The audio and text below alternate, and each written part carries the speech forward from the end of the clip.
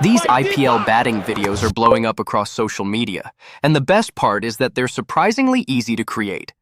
Even if you may never actually step onto an IPL cricket field, today I'll show you how to make your own AI IPL live batting video using Edimakor. Let's begin.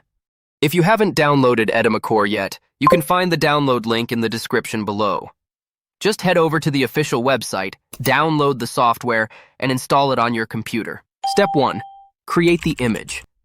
First, go to AI Image Generator, then select the Google Nano Banana 2 model. Next, import your reference images and paste the image prompt from the description into the prompt box. After that, adjust the resolution and aspect ratio, then click Generate. Wait a few moments, and your own AI IPL batting image will be created automatically. Step 2. Generate the video. Now go to AI Image, My Creations, and locate the image you just generated in Edimakor.